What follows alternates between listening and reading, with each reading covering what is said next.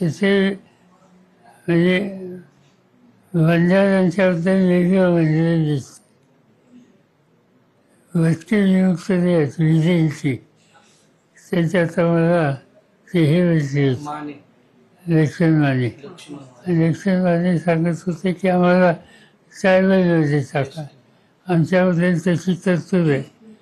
आता हे हैदराबादचं गॅजेट कधी तर ठीक आहे, त्याच्यातून प्रश्न विचारायला मदत होत असेल तर सरकारने त्याचा आधार घेतला तर मला काही म्हणायचं नाही. पण असं दिसायला लागले की त्याचं प्रत्येक घरात त्याचा आधार घेऊन त्याची वेगळी भूमिका घ्यायला लागली. तो प्रश्न सोडवण्याची ऐवजी वाचतो का काय असं तिथं दिसतंय.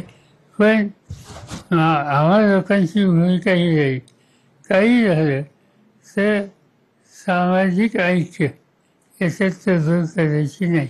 राजकीय काही किंमत द्यायला लागली तर बघू. सरकारने हैदराबाद एका गॅझेटमुळे सगळ्या समाजात ते निर्माण झालंय का फक्त हैदराबाद गॅझेटमुळे? नाही, त्याच्यात कसं आहे, हैदराबाद गॅजेट याच्या आधी मी वाचलेलं नव्हतं, ते आत्ता वाचलं. पण ते त्यावेळी तो भाग महाराष्ट्राचाही नव्हता, त्यामुळे त्याच्या खोलात आम्ही कधी गेलो नाही.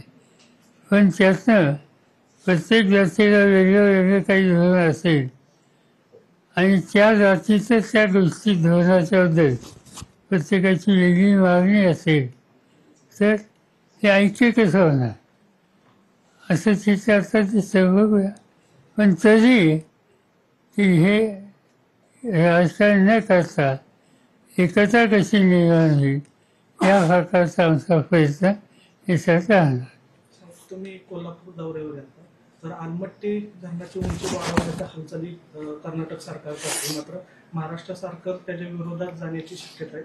हायकोर्टात याचिका दाखल करण्याची शक्यता केली पाहिजे.